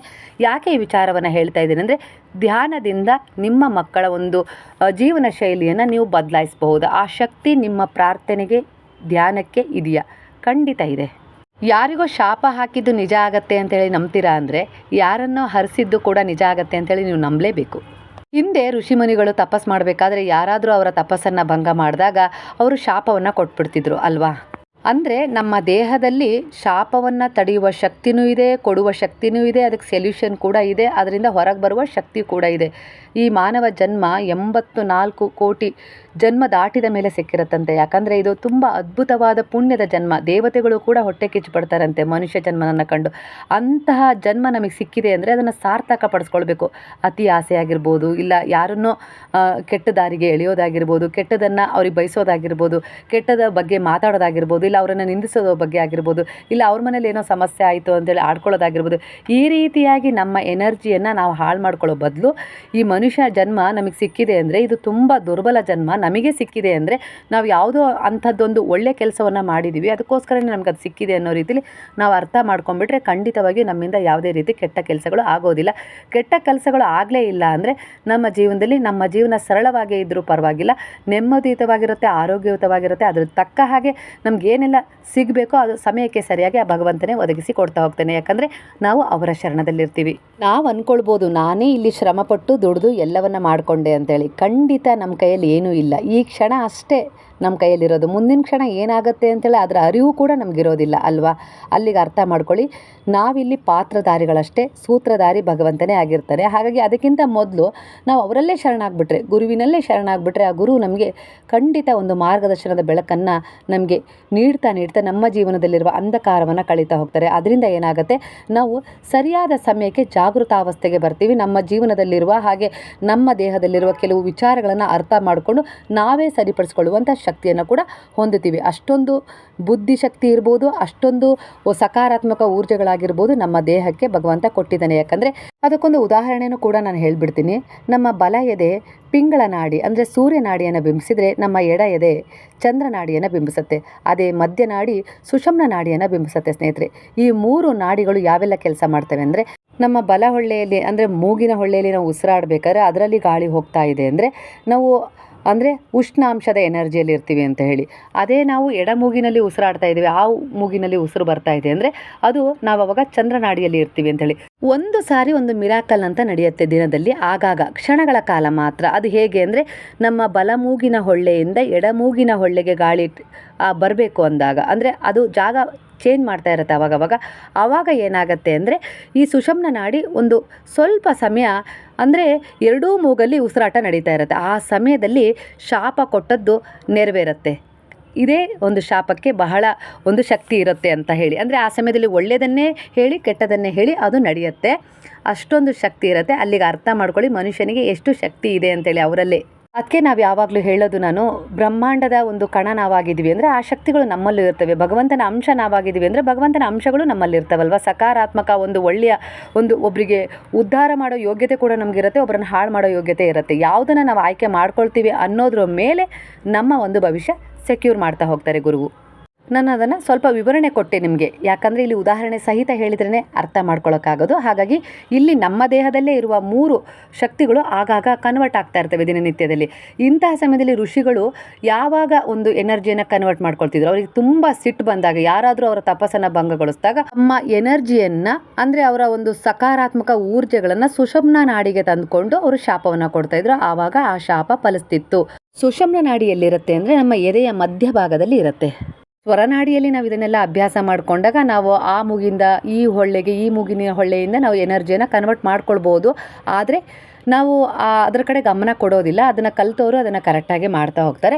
ಆದರೆ ಈ ಸಮಯದಲ್ಲಿ ನಾವು ದಿನನಿತ್ಯ ಒಂದು ಕೆಲಸ ಕಾರ್ಯಗಳನ್ನು ಮಾಡ್ತಾ ಇರ್ತೀವಿ ಅಂದಾಗ ನಾವು ಯಾವಾಗಲಾದರೂ ಈ ಎನರ್ಜಿ, ಈ ಮೂಗಿನ ಎನರ್ಜಿ ಆ ಮೂಗಿಗೆ ಕನ್ವರ್ಟ್ ಆಗಬೇಕಾದ್ರೆ ಸುಷುಮ್ನ ನಾಡಿ ಸ್ವಲ್ಪ ಹೊತ್ತು ಜಾಗೃತವಾಗುತ್ತೆ. ಆ ಸಮಯದಲ್ಲಿ ನಾವು ಯಾರಿಗಾದರೂ ಕೆಟ್ಟದನ್ನು ಬಯಸಿದರೆ ಕೆಟ್ಟದಾಗತ್ತೆ. ಹಾಗಾಗಿ ನಮ್ಮ ಪೂರ್ವಜರು ಹೇಳಿರೋದೇನಪ್ಪ ಅಂದರೆ ಯಾವಾಗಲೂ ಒಳ್ಳೆಯದನ್ನು ಯೋಚಿಸು, ಒಳ್ಳೆಯದನ್ನೇ ಮಾಡು, ಒಳ್ಳೆಯದನ್ನೇ ಬಯಸ್ತಾ ಇರು ಅಂತ ಹೇಳಿದರ ಮರ್ಮ ಇದೇ ಆಗಿದೆ. ಈಗ ನೀವು ಬಾಬಾರವರ ಒಂದು ಶರಣದಲ್ಲಿ ಬಂದಿದ್ದೀರಾ ಅಂದರೆ ಅವರ ಉಪದೇಶಗಳಲ್ಲೂ ಕೂಡ ಅದೇ ಹೇಗಿದೆ. ಯಾರು ಏನು ಮಾಡ್ತಾರೋ ಅದ್ರ ಬಗ್ಗೆ ನಿನಗೆ ಗಮನ ಬೇಡ. ನೀನು ಒಳ್ಳೆಯದನ್ನು ಬಯಸು, ನೀನು ಒಳ್ಳೆಯದನ್ನೇ ಮಾತಾಡು, ಒಳ್ಳೆಯ ರೀತಿಲೇ ನಿನ್ನ ನಡವಳಿಕೆ, ರೀತಿ ನೀತಿಗಳು, ಯೋಜನೆಗಳು, ಉದ್ದೇಶಗಳು, ಕರ್ಮಗಳು ಇರಲಿ ಅಂತ ಹೇಳಿ ಅವರ ಉಪದೇಶಗಳು ನಮಗೆ ಸಾರಿ ಸಾರಿ ಹೇಳ್ತಿದ್ದಾವೆ. ಯಾಕಂದರೆ ಎಲ್ಲ ರೀತಿಯೂ ನಮಗೆ ತಿಳ್ಕೊಳ್ಳೋಕ್ಕಾಗೋದಿಲ್ಲ. ಹಾಗಾಗಿ ಗುರುವು ಸೂಕ್ಷ್ಮವಾಗಿ ಸರಳವಾದ ರೀತಿಯಲ್ಲಿ ನಮಗೆ ಕೆಲವು ಅಭ್ಯಾಸಗಳನ್ನು ಮಾಡಿಸ್ಲಿಕ್ಕೆ ಮೊದಲು ಪ್ರಯತ್ನ ಪಡ್ತಾರೆ. ಒಟ್ಟಾರೆಯಾಗಿ ನಾನು ಇಲ್ಲಿ ನಿಮಗೆ ಹೇಳಕ್ಕೆ ಬಯಸ್ತಾ ಇರೋದು ಏನಪ್ಪ ಅಂದರೆ, ನಿಮ್ಮಲ್ಲಿ ಎಲ್ಲ ರೀತಿಯ ಒಂದು ಶಕ್ತಿಗಳಿದ್ದಾವೆ. ಯಾಕಂದರೆ ಬ್ರಹ್ಮಾಂಡದ ಕಣ, ಭಗವಂತನ ಅಂಶ ನೀವಾಗಿದ್ದೀರಾ ಅಂದರೆ ಸರಿಯಾದ ಸಮಯಕ್ಕೆ ಗುರುವಿನ ಮಾರ್ಗದರ್ಶನದೊಂದಿಗೆ ನಿಮ್ಮ ಜೀವನದಲ್ಲಿ ನೀವೊಂದು ಒಳ್ಳೆಯದನ್ನು ಪಡ್ಕೊಳ್ಳೋಕ್ಕೆ ಈಗ ಈ ಸಮಯ ಅದ್ಭುತವಾಗಿ ತೆರೆದುಕೊಂಡಿದೆ. ನಾನು ಈ ರೀತಿಯಾಗಿ ಉದಾಹರಣೆನ ಕೊಟ್ಟ ನಂತರ ನಿಮಗೆ ತುಂಬ ಚೆನ್ನಾಗಿ ಅರ್ಥ ಆಗುತ್ತೆ. ಹಾಗಾಗಿ ನಾನು ಕೆಲವೊಂದು ಉದಾಹರಣೆಗಳನ್ನು ಕೊಡ್ತೀನಿ. ಈ ರೀತಿ ನಿಮ್ಮ ದೇಹಕ್ಕೆ ಎಲ್ಲ ರೀತಿಯ ಒಂದು ಎನರ್ಜಿಗಳನ್ನು ಬದಲಾವಣೆ ಮಾಡುವ ಶಕ್ತಿ ಇದೆ. ಆದರೆ ನೀವು ಅದನ್ನು ಅರ್ಥ ಮಾಡ್ಕೊಳ್ಬೇಕು. ಹಾಗಾಗಿ ಹಿಂದೆ ಋಷಿ ಮುನಿಗಳು ಯಾಕೆ ತಪಸ್ಸನ್ನು ಆಚರಿಸಿ ಎಲ್ಲ ಶಕ್ತಿಗಳನ್ನು ತಮ್ಮ ಹಿಡಿತದಲ್ಲಿ ಇಟ್ಕೊಂಡಿರ್ತಿದ್ರು. ಸಂಸಾರದಲ್ಲಿ ಇಟ್ಕೊಂಡು ಈ ಸಾಧನೆ ಮಾಡೋದು ಆಗೋದಿಲ್ಲ ಅಂತ ಏನಿಲ್ಲ. ಮನಸ್ಸು ನಿರ್ದಿಷ್ಟವಾಗಿದ್ದರೆ, ಸಮಯಕ್ಕೆ ಸರಿಯಾಗಿ ಯಾವುದು ಬೇಕು ಯಾವುದು ಬೇಡ ಅಂತೇಳಿ ಕರೆಕ್ಟಾಗಿ ನಾವು ತಿಳ್ಕೊಂಡಿದ್ರೆ ಖಂಡಿತವಾಗಿಯೂ ನಾವು ಈ ಸಾಧನೆಯನ್ನು ಮಾಡ್ಬೋದು. ಮೌನ ಇರಬೇಕು. ಎಷ್ಟು ಅದನ್ನು ಯಾವ ರೀತಿ ನಾವು ಮಾತಿನ ಮೂಲಕ ಕೆಲವರಿಗೆ ಉತ್ತರ ಕೊಡಬೇಕು ಅಷ್ಟಾಗಿ ಕೊಟ್ಟಾಗ ಆ ಮೌನದ ಶಕ್ತಿ ನಮ್ಮಲ್ಲಿರುವ ಒಂದು ಸಕಾರಾತ್ಮಕ ಎನರ್ಜಿಯನ್ನು ಹಿಡಿದಿಡುತ್ತೆ. ಹಾಗಾಗಿ ಅತಿಯಾಗಿ ಮಾತಾಡೋದಾಗಿರ್ಬೋದು, ಸುಮ್ಮನೆ ಅಳೋದಾಗಿರ್ಬೋದು, ಮುಂದಿನ ಭವಿಷ್ಯದ ಕುರಿತು ಯೋಚನೆ ಮಾಡೋದಾಗಿರ್ಬೋದು, ಚಿಂತೆ ಮಾಡೋದಾಗಿರ್ಬೋದು, ಇಲ್ಲಾಂದರೆ ನಮ್ಮ ಮಕ್ಕಳು ಹೀಗಾಗ್ಬಿಟ್ಟಿದಾರಲ್ಲ ಅವ್ರನ್ನ ಹೇಗಪ್ಪ ಸರಿ ಮಾಡೋದು ಅಂತೇಳಿ ಅಳೋದಾಗಿರ್ಬೋದು, ಇಲ್ಲ ಎಂಥ ಮಕ್ಕಳು ಹುಟ್ಟಿದ್ರಿ ನೀವು ಅಂತೇಳಿ ಬೈಯೋದಾಗಿರ್ಬೋದು, ಇನ್ನು ಯಾವುದ್ಯಾವುದೋ ರೀತಿಯಲ್ಲಿ ನೀವು ಕೆಲವೊಂದು ಚಿಂತೆಗಳನ್ನು ಮಾಡ್ತಾ ಇರ್ತೀವಿ. ನಾವು ನೀವು ಹೊರತೇನಲ್ಲ. ಆದರೆ ಈ ರೀತಿ ಮಾಡಬಾರ್ದು. ಯಾಕಂದರೆ ನೀವು ಅವರ ಒಂದು ಮನಸ್ಥಿತಿಯನ್ನು ಬದಲಾಯಿಸುವಂಥ ಶಕ್ತಿ ನಿಮ್ಮಲ್ಲಿರುತ್ತೆ. ಯಾಕಂದರೆ ನಿಮ್ಮ ಕರುಳಿನ ಕುಡಿ ಆ ಮಗು ಆಗಿರುತ್ತೆ. ನಿಮ್ಮ ಒಂದು ಅಂಶ ಅವರಲ್ಲಿ ಇರುತ್ತೆ. ದೇವರ ಅಂಶ ನಾವೆಲ್ಲರೂ ಹೌದು. ಆದರೆ ನಿಮ್ಮ ಒಂದು ಗರ್ಭದಲ್ಲಿ ಅವರು ಜನನ ಪಡ್ಕೊಂಡಿದ್ದಾರೆ ಅಂದರೆ ಖಂಡಿತವಾಗಿಯೂ ನಿಮ್ಮ ಎನರ್ಜಿ ಆ ಎನರ್ಜಿಯನ್ನು ಬದಲಾಯಿಸುವ ಶಕ್ತಿಯನ್ನು ಹೊಂದಿರುತ್ತೆ. ಧ್ಯಾನದ ಮೂಲಕ ನೀವು ಪೂಜೆ ಮಾಡ್ತಾ ಇದ್ದೀರಾ, ಮಕ್ಕಳಿಗೆ ಒಳ್ಳೆಯದಾಗಲಿ ಅಂತೇಳಿ ವ್ರತ ಮಾಡ್ತಾ ಇದ್ದೀರಾ, ಯಾವುದೋ ರೀತಿಯಲ್ಲಿ ಒಂದು ಹರಕೆಯನ್ನು ಕಟ್ಕೊಂಡಿದ್ದೀರಾ, ದಿನನಿತ್ಯ ಮಕ್ಕಳಿಗೆ ಒಳ್ಳೆಯದಾಗಲಿ ಅಂತ ಜಪ ಮಾಡ್ತಾ ಇದ್ದೀರಾ, ಹಾಗೆ ಏನೆಲ್ಲ ಒಂದು ಸೇವೆಯನ್ನು ಮಾಡ್ತಾ ಇದ್ದೀರಲ್ಲ ಅದು ಯಾವುದೂ ಕೂಡ ವ್ಯರ್ಥ ಆಗಿಲ್ಲ. ಅದು ಒಂದು ಒಳ್ಳೆಯ ಎನರ್ಜಿಯಾಗಿ ಅವರನ್ನು ಹೋಗಿ ಸಕಾಲಕ್ಕೆ ತಲುಪುತ್ತೆ, ಎಚ್ಚರಿಸುತ್ತೆ. ಕೆಲವೊಂದು ಸಾರಿ ಅವ್ರಿಗೇನಾದರೂ ಮೋಸ ಆಗೋದಿದ್ರೆ, ಅನ್ಯಾಯ ಆಗೋದಿದ್ರೆ ಅಲ್ಲಿಂದ ಹೊರಗೆ ತರುತ್ತೆ. ಹಾಗೆ ಅವ್ರು ಯಾವುದೇ ರೀತಿ ತಪ್ಪು ನಿರ್ಧಾರಗಳನ್ನು ತಗೊಂಡಾಗ ಅದು ಮಾಡಲಿಕ್ಕೆ ಆಗೋದೇ ಇಲ್ಲ. ಆ ರೀತಿ ಅವರಿಗೆ ನಿಮ್ಮ ಒಂದು ಎನರ್ಜಿ ಸಪೋರ್ಟ್ ಮಾಡುತ್ತೆ. ಅವರು ಎಲ್ಲೋ ದೂರದಲ್ಲಿ ಓದ್ತಾ ಇರಲಿ, ಇಲ್ಲ ಯಾರದ್ದೋ ಜೊತೆಗೆ ಹೋಗಲಿ ತಿರುಗಾಡಲಿಕ್ಕೆ, ನಿಮ್ಮ ಮಕ್ಕಳು ಸೇಫ್ ಆಗಿರ್ತಾರೆ. ಅದು ನಿಮ್ಮ ಒಂದು ಸ್ವಪ್ರಯತ್ನದಿಂದ, ನಿಮ್ಮ ಒಂದು ಒಳ್ಳೆಯ ಉದ್ದೇಶದಿಂದ, ನಮ್ಮ ಮಕ್ಕಳಿಗೆ ಏನೂ ಆಗಬಾರ್ದು ಅಂತೇಳಿ ನೀವು ದಿನನಿತ್ಯ ಏನು ಒಂದು ಪ್ರೇ ಮಾಡ್ತಾ ಇರ್ತೀರಲ್ಲ ಆ ಎನರ್ಜಿ ಅವರನ್ನು ಹೋಗಿ ತಲುಪುತ್ತೆ. ಇದು ಮೌನದ ಭಾಷೆಯಾಗಿರುತ್ತೆ. ನೀವು ಪೂಜೆ ಮಾಡಿ ಇದೊಂದು ಪ್ರಾರ್ಥನೆಯನ್ನು ಮಾಡಬೇಕು, ಅವರಿಗೋಸ್ಕರ ಒಂದು ಪ್ರೇ ಮಾಡಬೇಕು ಅನ್ನೋದೇನಿಲ್ಲ. ಪೂಜೆ ನಮ್ಮ ಮಾನಸಿಕ ನೆಮ್ಮದಿಗೋಸ್ಕರ ಆಗಿರ್ಬೋದು, ಮನೆಯ ಒಂದು ವಾತಾವರಣವನ್ನು ಶುದ್ಧವಾಗಿಡ್ಲಿಕ್ಕಾಗಿರ್ಬೋದು, ಅದು ನಮಗೆ ಸಹಾಯ ಮಾಡುತ್ತೆ. ನಿಮ್ಮ ಮಕ್ಕಳ ವಿಚಾರದಲ್ಲಿ ನೀವು ತುಂಬ ಅಂದರೆ ನೊಂದ್ಕೊಂಡಿದ್ದೀರ. ಅದು ಮಕ್ಕಳ ಎನರ್ಜಿ ಬಗ್ಗೆ ನಾನು ಇಲ್ಲಿ ಹೇಳ್ತಾ ಇದ್ದೀನಿ. ನಿಮ್ಮ ಗಂಡ ತಗೊಳ್ಬೋದು, ಇಲ್ಲ ಹೆಂಡತಿ ತಗೊಳ್ಬೋದು, ಅತ್ತೆ ತಗೊಳ್ಬೋದು, ಮಾವ ತಗೊಳ್ಬೋದು, ನಾದಿನಿ, ಅಣ್ಣ, ತಮ್ಮ, ಯಾರ ಎನರ್ಜಿಯನ್ನಾದರೂ ನೀವು ಇಲ್ಲಿ ತಗೊಳ್ಬೋದು. ನಾನು ಮಕ್ಕಳನ್ನು ಇಲ್ಲಿ ಉದಾಹರಣೆಯಾಗಿ ತಗೊಂಡು ಈ ವಿಡಿಯೋದಲ್ಲಿ ಹೇಳ್ತಾ ಇದ್ದೀನಿ. ಈಗ ನಿಮಗೆ ಅತ್ತೆ ತೊಂದರೆ ಕೊಡ್ತಾ ಇದ್ದಾರಾ, ನೀವು ಬೆಳಗ್ಗೆ ಒಂದು 4 ಗಂಟೆಗೆ ಎದ್ದು ನೀವು ಎದ್ದ ಹಾಸಿಗೆಯಲ್ಲೇ ಕುಳಿತುಕೊಳ್ಳಿ. ಒಂದು 10 ನಿಮಿಷಗಳ ಕಾಲ ಕೂತ್ಕೊಂಡು ನಿಮ್ಮ ಮನದಲ್ಲಿ ನಿಮ್ಮ ಇಷ್ಟ ಗುರುವನ್ನ ನೆನಪು ಮಾಡ್ಕೊಳ್ರಿ. ನಂತರ ನಿಮ್ಮ ಮಕ್ಕಳ ಒಂದು ಯಾವ ವರ್ತನೆ ನಿಮಗೆ ನೋವು ಕೊಡ್ತಾ ಇದೆಯಲ್ಲ, ಹಾಗಾಗಿ ಆ ಒಂದು ಮಗುವಿನ ನೆನಪನ್ನು ನೀವು ಅಂದರೆ ಆ ಒಂದು ಪ್ರತಿಬಿಂಬವನ್ನು ನೀವು ನಿಮ್ಮ ಮನಸ್ಸಲ್ಲಿ ನೆನಪು ಮಾಡ್ಕೊಳ್ಬೇಕು. ಅಂದರೆ ನಿಮ್ಮ ಮಗುವಿನ ಒಂದು ಭಾವಚಿತ್ರ ಎದುರಿಗೆ ಬರೋ ಹಾಗೆ ನೆನಪು ಮಾಡಿಕೊಂಡು, ಮಗು ನೀನು ಹೋಗ್ತಾ ಇರೋ ದಾರಿ ಸರಿ ಇಲ್ಲ ಕಂದ, ಆ ದಾರಿಯಲ್ಲಿ ಹೋಗಬೇಡ ಅಂತ ಹೇಳಿ ನೀವು ಹೇಳಬೇಕು. ಯಾವ ರೀತಿ ಬದಲಾವಣೆ ಮಾಡಬೇಕು ಅಂತ ನೀವು ಬಯಸ್ತಾ ಇದ್ದೀರೋ ಆ ರೀತಿಯಾಗಿ ಉದ್ದೇಶ ಒಳ್ಳೇದಿರಬೇಕು, ಸತ್ಯವನ್ನೇ ಬಯಸ್ತಾ ಇರಬೇಕು. ಇಲ್ಲಿ ನಿಮಗೆ ಬೇಕಾದ ರೀತಿಯಲ್ಲಿ ನೀವು ಕನ್ವರ್ಟ್ ಮಾಡ್ಕೊಳ್ಳೋ ಹಾಗಿಲ್ಲ. ಅಂದರೆ ಈಗ ಆ ಮಗು ಯಾವುದೋ ಒಂದು ಒಳ್ಳೆಯದನ್ನು ಒಪ್ಕೊಂಡಿದೆ, ಆದರೆ ಅದು ನಿಮಗಿಷ್ಟ ಇಲ್ಲ ಅಂತ ಹೇಳಿ ನೀವು ಅದನ್ನು ಬದಲಾವಣೆ ಮಾಡೋ ಹಾಗಿಲ್ಲ. ಆ ಮಗು ಒಳ್ಳೆಯದನ್ನೇ ಆಯ್ಕೆ ಮಾಡ್ಕೊಂಡಿದೆ, ಅದು ನಿಮಗೆ ಗೊತ್ತಿದೆ, ಆದರೆ ಅದು ನಿಮಗಿಷ್ಟ ಇಲ್ಲ ಅಂತೇಳಿ ನೀವು ಬದಲಾವಣೆ ಮಾಡ್ತಾ ಇದ್ದೀರಾ ಅಂದರೆ ಅದು ಆಗೋದಿಲ್ಲ. ಹಾಗಾಗಿ ಎಲ್ಲೋ ಒಂದು ರೀತಿಲಿ ಒಂದು ಘರ್ಷಣೆ ನಡೆದುಬಿಡುತ್ತೆ. ಯಾಕಂದರೆ ಆ ಮಗುವಿನ ಎನರ್ಜಿ ಪಾಸಿಟಿವ್ ಆಗಿರುತ್ತೆ, ಯಾಕಂದರೆ ಅದು ಒಳ್ಳೆಯ ಉದ್ದೇಶವನ್ನು ಇಟ್ಕೊಂಡಿರುತ್ತೆ. ಈ ಸಮಯದಲ್ಲಿ ನೀವು ನಿಮಗಿಷ್ಟ ಇಲ್ಲ ಅಂತೇಳಿ ಆ ಎನರ್ಜಿನ ರಿಮೂವ್ ಮಾಡೋಕ್ಕಾಗೋದಿಲ್ಲ. ಆಗ ನಿಮ್ಮ ಒಂದು ಧ್ಯಾನದ ಎನರ್ಜಿ ಕನ್ವರ್ಟ್ ಆಗುತ್ತೆ, ಆ ಮಗುವಿನ ಎನರ್ಜಿಗೆ ಅದು ಹೋಗಿ ಎಲ್ಲೋ ಒಂದು ರೀತಿಲಿ ಘರ್ಷಣೆ ಉಂಟಾಗುತ್ತೆ. ಅಂದರೆ ಆ ಕೆಲಸದಲ್ಲಿ ನಿಮಗೂ ಇಷ್ಟ ಆದ ಹಾಗೆ ಆ ಮಗು ವರ್ತನೆ ಮಾಡೋದಿಲ್ಲ, ಅದರ ಉದ್ದೇಶವನ್ನು ಕೂಡ ಅದು ಜೀವನದಲ್ಲಿ ಪೂರ್ಣಗೊಳಿಸ್ಕೊಳ್ಳೋಕೆ ಆಗೋದಿಲ್ಲ. ಆ ರೀತಿ ಆಗ್ಬಿಡುತ್ತೆ. ಹಾಗಾಗಿ ಎಚ್ಚರಿಕೆಯಲ್ಲಿ, ಮಗು ಒಂದು ಒಳ್ಳೆಯ ದಾರಿಯಲ್ಲಿ ಹೋಗ್ತಾ ಇದೆ, ಅದರ ಉದ್ದೇಶ ತುಂಬ ಚೆನ್ನಾಗಿದೆ, ಅದರ ಒಳ್ಳೆಯ ಒಂದು ಕನಸನ್ನು ಇಟ್ಕೊಂಡಿದೆ ಅಂದರೆ ಅದ್ರ ಬಗ್ಗೆನೇ ಪ್ರೇ ಮಾಡಬೇಕು ನೀವು. ನನ್ನ ಮಗು ಇಂಥ ಒಂದು ಒಳ್ಳೆಯ ಉದ್ದೇಶವನ್ನು ಇಟ್ಕೊಂಡಿದೆ, ಆ ಇಚ್ಛೆ ಪೂರ್ಣಗೊಳ್ಳಿ ಅನ್ನೋ ರೀತಿಲಿ ಅವರನ್ನು ಮನದಲ್ಲಿ ಕಲ್ಪನೆ ಮಾಡಿಕೊಂಡು, ನಿನ್ನ ಆಸೆ ಈಡೇರತ್ತೆ ಕಂದ, ಖಂಡಿತ ನೀನು ಅದರಲ್ಲಿ ಮುಂದುವರಿ, ನಿನಗೆ ಒಳ್ಳೇದು ಹಾಗೆ ಆಗುತ್ತೆ ಅನ್ನೋ ರೀತಿಲಿ ಹರಿಸೋ ಥರ ಇರಬೇಕು. ಅದೇ ನಿಮ್ಮ ಮಗು ಯಾವುದೋ ಒಂದು ಕೆಟ್ಟ ವ್ಯಕ್ತಿಯ ಸವಾಸ ಮಾಡಿದೆ, ಅದರಿಂದ ಹೊರಗೆ ತರಬೇಕು ಅನ್ನೋ ಸಂದರ್ಭದಲ್ಲಿ ಆ ಒಂದು ಬೆಳಗಿನ ನಿಶ್ಶಬ್ದವಾದ ಒಂದು ಸಮಯದಲ್ಲಿ, ಬ್ರಾಹ್ಮಿ ಮುಹೂರ್ತದಲ್ಲಿ ಆ ಮಗುವನ್ನು ನಿಮ್ಮ ಕಣ್ಮುಚ್ಚಿ ಆ ಕಣ್ಣಲ್ಲಿ ಅಂದರೆ ಕಲ್ಪನೆ ಮಾಡಿಕೊಂಡು, ಮಗು ನೀನು ಹೋಗ್ತಾ ಇರೋ ದಾರಿ ಸರಿ ಇಲ್ಲ ಕಂದ, ಅವರು ಯಾರು ನೀವು ಸಹವಾಸ ಮಾಡಿದ್ದಿಲ್ಲ ಅವರು ಸರಿಯಾದವರಲ್ಲ, ಆ ಒಂದು ಎನರ್ಜಿಯಿಂದ ನೀನು ಹೊರಗೆ ಬಾರಪ್ಪ, ನಾನು ಯಾವ ರೀತಿ ನಿನಗೆ ರೀತಿ ನೀತಿ ಸಂಸ್ಕಾರಗಳನ್ನು ಸತ್ಕಾರಗಳ ಬಗ್ಗೆ ತಿಳಿಸ್ಕೊಟ್ಟಿದ್ದೀನಲ್ಲ ಆ ದಾರಿಯಲ್ಲಿ ಸಾಗಿ ನಿನ್ನ ಜೀವನವನ್ನು ಭವಿಷ್ಯವನ್ನು ರೂಪಿಸ್ಕೊಳ್ಳಪ್ಪ ಅಂತ ಹೇಳಿ ನೀವು ಬ್ಲೆಸ್ ಮಾಡ್ಬೋದು. ಈ ರೀತಿ ನೀವು ಆ ಒಂದು ಎನರ್ಜಿಗೆ ಕನೆಕ್ಟ್ ಮಾಡ್ಬೋದು. ಉದಾಹರಣೆಗೆ ನಮ್ಮ ಅತ್ತೆಗೆ ಪೂಜೆ ಪುನಸ್ಕಾರ ವ್ರತ ಮಾಡೋದು ಅಂದರೆ ತುಂಬ ಇಷ್ಟ, ಆದರೆ ನನಗಿಷ್ಟ ಇಲ್ಲ. ನನಗೇನಿಷ್ಟ ಅಂದರೆ ನನಗೆ ಹಾಗೆ ಮಾನಸ ಪೂಜೆ ಅಂತಾರೆ, ಅಂದರೆ ಒಳ್ಳೆಯ ಕೆಲಸಗಳು, ಸೇವೆಗಳು, ದಾನಗಳು, ಧರ್ಮಗಳಾಗಿರ್ಬೋದು, ಹಾಗೆ ಮನಸ್ಸಲ್ಲೇ ಭಗವಂತನನ್ನ ಸ್ಮರಣೆ ಮಾಡಿಕೊಂಡು ಆ ನಿಟ್ಟಿನಲ್ಲಿ ನಾನು ಹೋಗ್ತಾ ಇದ್ದೀನಿ ಅಂದರೆ ಅದು ನಾನು ಪೂಜೆ ಅಂತೇಳಿ ಅಂದ್ಕೊಂಡಿದ್ದೀನಿ ಅತ್ತೆ. ಹಾಗಾಗಿ ನನಗೆ ಯಾವುದೇ ರೀತಿ ನೀವು ಒತ್ತಡ ಹೇರಬೇಡಿ ನನ್ನ ಮನಸ್ಸಿನ ಮೇಲೆ ಅಂದ ರೀತಿಯಲ್ಲಿ ನೀವು ಮನಸ್ಸಿನೊಳಗೆ ಅವರನ್ನು ನಿಮ್ಮ ಮುಖದ ಎದುರಿಗೆ ಕಣ್ಮುಚ್ಚಿರ್ತೀರಾ, ಅವರನ್ನು ಕಲ್ಪನೆ ಮಾಡಿಕೊಂಡು ಅವರ ಪ್ರತಿಬಿಂಬವನ್ನು ನೀವು ಅವರಿಗೆ ಹೇಳಬೇಕು. ಆಗ ಈ ರೀತಿ ಅವರ ಎನರ್ಜಿಗೆ ಅದು ಕನೆಕ್ಟ್ ಆಗುತ್ತೆ. ನೀವು ಎದುರಿಗೆ ಮಾತಾಡೋದು, ಎದುರು ಉತ್ತರ ಕೊಡೋದು ತಪ್ಪಾಗುತ್ತೆ. ಈ ರೀತಿಯಾಗಿ ನೀವು ದಿನನಿತ್ಯ ಹೇಳ್ತಾ ಬರೋದ್ರಿಂದ ಅವರ ಎನರ್ಜಿ ಕನ್ವರ್ಟ್ ಆಗುತ್ತೆ. ಯಾವುದೇ ರೀತಿ ವಾದ ವಿವಾದ ಮನಸ್ತಾಪಗಳು ಇಲ್ಲದೆ ಸಂಬಂಧಗಳು ಚೆನ್ನಾಗೇ ಇರ್ತವೆ. ಅವರು ಅದನ್ನು ಅರ್ಥ ಮಾಡ್ಕೊಳ್ತಾರೆ. ಸ್ವಲ್ಪ ದಿನಗಳಲ್ಲಿ ನಿಮಗೆ ಅವರಲ್ಲಿ ಉತ್ತಮವಾದ ಬದಲಾವಣೆ ಕಾಣುತ್ತೆ. ಇದನ್ನು ನೀವು ಯಾವ ರೀತಿಯಾದರೂ ಬದಲಾಯಿಸ್ಬೋದು. ಈಗ ನಿಮ್ಮ ಮತ್ತು ನಿಮ್ಮ ಗಂಡನ ಸಂಬಂಧದ ಮಧ್ಯೆ ಯಾರೋ ಇದ್ದಾರೆ ಅಂದರೆ ಅದು ನ್ಯಾಯವಾಗಿರಬೇಕು. ನಿಮ್ಮ ಮತ್ತು ಅವರ ಸಂಬಂಧ ಇದ್ದಾಗ ಅವರ ಒಂದು ರೂಪವನ್ನು ನೀವು ಅಂದರೆ ಆತ್ಮವನ್ನು ಅಂತ ಹೇಳ್ತಾರೆ, ಆ ಒಂದು ಧ್ಯಾನದ ಮೂಲಕ ತಂದು ಎದುರಿಗೆ ನಿಲ್ಲಿಸ್ಕೊಂಡು ಅವ್ರಿಗೆ ಹೇಳೋದು, ನಮ್ಮಿಬ್ಬರ ಮಧ್ಯೆ ನೀವು ಬಂದಿರೋದು ನಮಗೆಲ್ಲೋ ಒಂದು ರೀತಿಲಿ ತೊಂದರೆ ಆಗ್ತದೆ, ನಮ್ಮಿಂದ ನೀವು ದೂರವಾಗಿ ಅನ್ನೋ ರೀತಿಲಿ ಹೇಳ್ಕೊಳ್ಬೇಕು. ಖಂಡಿತವಾಗಿಯೂ ನೀವು ದಿನನಿತ್ಯ ಅವರಿಗೆ ಹೇಳ್ತಾ ಹೋದರೆ ಆ ಆತ್ಮ ಅರ್ಥ ಮಾಡ್ಕೊಳ್ಳುತ್ತೆ, ಹೋಗುತ್ತೆ. ನೀವು ನೇರವಾಗಿ ಹೋಗಿ ಹೋರಾಟ ಮಾಡಬೇಕು ಅಂತ ಏನಿಲ್ಲ. ಖಂಡಿತವಾಗಿ ಈ ರೀತಿ ಕೂಡ ಧ್ಯಾನದ ಮೂಲಕ ನೀವು ಅವರ ಮನಸ್ಸನ್ನು ಕನ್ವರ್ಟ್ ಮಾಡ್ಬೋದು. ಧ್ಯಾನಕ್ಕೆ ಅಂತ ಶಕ್ತಿ ಇದೆ. ಋಷಿ ಮುನಿಗಳು ಧ್ಯಾನಕ್ಕೆ ಒಳಗಾಗಿ ತಮ್ಮಲ್ಲಿ ಎಂಥ ಒಂದು ಅಗಾಧವಾದ ತಪಸ್ಸಿನ ಶಕ್ತಿಯನ್ನು ಹೊಂದಿದ್ರಲ್ಲ, ಒಬ್ಬರನ್ನ ಉದ್ಧಾರ ಮಾಡೋದಾಗಿರ್ಬೋದು, ಒಬ್ಬರಿಗೆ ಶಾಪವನ್ನು ಕೊಡೋದಾಗಿರ್ಬೋದು, ಯಾವೆಲ್ಲ ರೀತಿಯಲ್ಲಿ ಒಂದು ಮನಸ್ಥಿತಿಯನ್ನು ಆ ಧ್ಯಾನದ ಮೂಲಕ ಕಂಟ್ರೋಲ್ ತಗೊಂಡು ಅವರು ಒಂದು ಶಕ್ತಿಯನ್ನು ಸಂಪಾದನೆ ಮಾಡಿದ್ರಲ್ಲ, ನಾವು ಭೌತಿಕ ಒಂದು ಸಂಸಾರದ ಸುಖದಲ್ಲಿ ಇದ್ಕೊಂಡೂ ಕೂಡ ನಾವು ನಮ್ಮ ಮನಸ್ಸನ್ನು ನಿಯಂತ್ರಣ ಮಾಡ್ಬೋದು. ಈ ರೀತಿಯಾಗಿ ನಾವು ನಮ್ಗೆ ಯಾರು ತೊಂದರೆ ಕೊಡ್ತಾ ಇದ್ದಾರೋ ಇಲ್ಲ ಯಾರಿಂದ ತೊಂದರೆ ಆಗ್ತಿದೋ ಅವರ ಎನರ್ಜಿಯನ್ನು ಧ್ಯಾನದ ಮೂಲಕ ನಮ್ಮ ಎದುರಿಗೆ ತಂದು ಇಟ್ಕೊಂಡು, ನಮಗೆ ನಿಮ್ಮಿಂದ ಈ ರೀತಿ ತೊಂದರೆ ಆಗ್ತಾ ಇದೆ, ದಯವಿಟ್ಟು ನಮಗೆ ತೊಂದರೆ ಕೊಡಬೇಡಿ ಅಂತೇಳಿ ಹೇಳ್ಬೋದು. ಹಣದ ವಿಚಾರ ಆಗಿರ್ಬೋದು, ಇಲ್ಲ ಇನ್ಯಾವುದೇ ರೀತಿ ವಿಚಾರ ಆಗಿರ್ಬೋದು, ಆಸ್ತಿ ವಿಚಾರ ಆಗಿರ್ಬೋದು, ಇಲ್ಲ ಒಂದು ಯಾವುದೋ ಒಂದು ಕೋರ್ಟ್ ಕಚೇರಿ ವಿಚಾರ ಕೂಡ ಆಗಿರ್ಬೋದು. ನೀವು ನ್ಯಾಯಕ್ಕಾಗಿ ಹೋರಾಡ್ತಾ ಇಲ್ಲ, ನಮ್ಮದೇ ಅದು ನಮಗೆ ದಕ್ಕಬೇಕಾಗಿರೋದು, ಆದರೆ ನೀವು ವಿನಾಕಾರಣ ಮೋಸದಿಂದ ಅದನ್ನು ಪಡ್ಕೊಳ್ಳೋಕ್ಕೆ ಬಂದಿದ್ದೀರಾ. ಮೋಸ ಮಾಡಬೇಡಿ, ನೀವು ಅದರಿಂದ ಹೊರಗೆ ಹೋಗಿ ಅದು ನಮಗೆ ಸಿಗಬೇಕು, ನಮಗೆ ಸಿಗುತ್ತೆ, ಅದು ನಮ್ಮದೇ ಆದದ್ದು, ನಮ್ಮ ಶ್ರಮದ ಫಲ ಅದು ಅಂತ ಹೇಳಿ ನೀವು ಅವರ ಒಂದು ಎನರ್ಜಿಗೆ ಹೇಳಬೇಕು. ಆತ್ಮದ ಅಂದರೆ ನಿಮ್ಮ ಆತ್ಮ ಧ್ಯಾನ ಅಂದರೆ ಆತ್ಮದಲ್ಲೇ ನಡೆಯೋದು. ಕಣ್ಮುಚ್ಚಿದಾಗ ಧ್ಯಾನ ನಡೀತಾ ಇರುತ್ತಲ್ಲ, ಆ ಸಮಯದಲ್ಲಿ ಅವರನ್ನು ಕಲ್ಪನೆ ಮಾಡಿಕೊಂಡು ಆ ಒಂದು ಆತ್ಮವನ್ನು ನಿಮ್ಮ ಎದುರಿಗೆ ತಂದು ನಿಲ್ಲಿಸ್ಕೊಂಡು ನೀವು ಅವರಿಗೆ ದಿನನಿತ್ಯ ಈ ರೀತಿ ಹೇಳ್ತಾ ಹೋದರೆ ಅವರ ಎನರ್ಜಿ ಬದಲಾವಣೆ ಆಗೇ ಆಗುತ್ತೆ. ಇದನ್ನು ಯಾವ ರೀತಿ ಆದರೂ ನೀವು ತಗೊಳ್ಬೋದು, ಯಾರಿಗೋಸ್ಕರನಾದರೂ ತಗೊಳ್ಬೋದು. ಪ್ರೀತಿ ಮಾಡ್ತಾ ಇದ್ದೀರಾ, ಅವ್ರು ನಿಮಗೆ ಪ್ರೀತಿ ಮಾಡಿದ್ರು ಮೊದಲು, ಈಗ ಮೋಸ ಮಾಡಿದ್ದಾರೆ, ಈಗ ಬೇರೆ ಯಾರದ್ದೇ ಹಿಂದೆ ಹೋಗಿದ್ದಾರೆ ಅಂದರೆ ನಿಮಗೆ ಅವ್ರನ್ನ ಬಿಟ್ಟಿರೋಕ್ಕಾಗ್ತಾ ಇಲ್ಲ, ನನಗೆ ಅವರೇ ಬೇಕು ಅಂತೇಳಿ ಹಂಬಲಿಸ್ತಾ ಇದ್ದೀರಾ. ನೀವು ಅದನ್ನು ಪಾಠ ಅಂತ ತೊಗೊಂಡು ಹಿಂದೆ ಸರಿಯಕ್ಕೆ ಆಗ್ತಾ ಇಲ್ಲ, ನಿಮಗೆ ಬೇಕು ಅಂತೇಳಿ ಬಯಸ್ತಾ ಇದ್ದೀರಾ ಅಂದರೆ ನೀವು ಅವರನ್ನು ದಿನನಿತ್ಯ ಧ್ಯಾನದ ಮೂಲಕ ಕರ್ಕೊಂಡು ಅದರ ಎದುರುಗಡೆ ನಿಲ್ಲಿಸಿ ಹೇಳಬೇಕು, ನನಗೆ ನೀನಂದರೆ ತುಂಬ ಇಷ್ಟ, ನಾನು ನಿನ್ನನ್ನು ಬಿಟ್ಟು ಬೇರೆ ಯಾರನ್ನೂ ಮದುವೆ ಆಗೋದಿಲ್ಲ, ನೀನೇ ನನಗೆ ಬೇಕು ಅಂತ ಹೇಳಿ ನೀವು ಅವರಿಗೆ ಹೇಳಬೇಕು. ಎಲ್ಲೋ ಒಂದು ರೀತಿಲಿ ಅವರು ನಾನು ಮಾಡಿದ್ದು ಮೋಸ ಅನ್ನೋ ರೀತಿಲಿ ಗಿಲ್ಟ್ ಫೀಲ್ ಮಾಡಿ ಅವರ ಎನರ್ಜಿ ಬದಲಾವಣೆ ಆಗಲಿಕ್ಕೆ ಇದು ಸಾಧ್ಯ ಮಾಡಿಕೊಡುತ್ತೆ. ಧ್ಯಾನಕ್ಕೆ ಅಂಥ ಶಕ್ತಿ ಇದೆ. ಈ ಧ್ಯಾನದ ಮೂಲಕ ಆತ್ಮವನ್ನು ನಿಮ್ಮ ಎದುರಿಗೆ ತಂದು ನಿಲ್ಲಿಸ್ಕೊಳ್ಳೋದು ಅಂದರೆ ಅವರನ್ನು ಕಲ್ಪನೆ ಮಾಡ್ಕೊಳ್ಳೋದು ಅಂಥೇಳಿ. ಈ ಸಮಯದಲ್ಲಿ ನಿಮಗೆ ಗುರುವಿನ ಮಾರ್ಗದರ್ಶನ ಬೇಕು. ಹಾಗಾಗಿ ಮೊದಲೇ ನೀವು ನಿಮಗೆ ಇಷ್ಟವಾದ ಗುರು, ಬಾಬಾ ಆಗಿರ್ಬೋದು, ಇನ್ಯಾವುದೇ ರೀತಿ ಒಂದು ಗುರುವನ್ನು ನೀವು ಆರಾಧನೆ ಮಾಡ್ತೀರಾ ಅಂದರೆ ಅವರನ್ನು ಮನಸ್ಸಲ್ಲಿ ಸ್ಮರಣೆ ಮಾಡಿಕೊಂಡು ನೀವು ರಾತ್ರಿ ಮಲಗೋ ಆಗಿರ್ಬೋದು, ಬೆಳಗ್ಗೆ ಎದ್ದಾಗ ಆಗಿರ್ಬೋದು, ಅವರನ್ನು ಮನದಲ್ಲಿ ಸ್ಮರಣೆ ಮಾಡಿಕೊಂಡು ಅವರು ನಮ್ಮ ಎದುರಿಗೆ ಕುಳಿತಿದ್ದಾರೆ, ಅವ್ರ ಎದುರಿಗೆ ನಮ್ಮಿಬ್ಬರ ಸಂಭಾಷಣೆ ನಡೀತಾ ಇದೆ ಅನ್ನೋ ರೀತಿಯಲ್ಲಿ ಕಲ್ಪನೆ ಮಾಡ್ಕೊಳ್ಳಿ. ಇಂಥ ಒಂದು ಅಗಾಧವಾದ ಕಲ್ಪನೆಯ ವಿಚಾರಕ್ಕೆ ನೀವು ಜಾರಿದಾಗ ನಿಮಗೆ ಯಾವುದೇ ರೀತಿ ಚಂಚಲತೆಗಳು, ಈಗ ನೀವು ಇಲ್ಲಿದ್ದೀರಾ ಅನ್ನೋದೇ ಮರ್ತು ಬಿಡುತ್ತೆ. ಅದೇ ಲೋಕದಲ್ಲಿ ನೀವು ಮಾತಾಡ್ತಾ ಇದ್ದೀರಾ, ಒಂದು ಸಮಸ್ಯೆಗೆ ಪರಿಹಾರವನ್ನು ಕಂಡುಕೊಳ್ತಾ ಇದ್ದೀರಾ ಅಂತೇಳಿ ನಿಮಗೆ ಫೀಲ್ ಆಗ್ತಾ ಹೋಗುತ್ತೆ.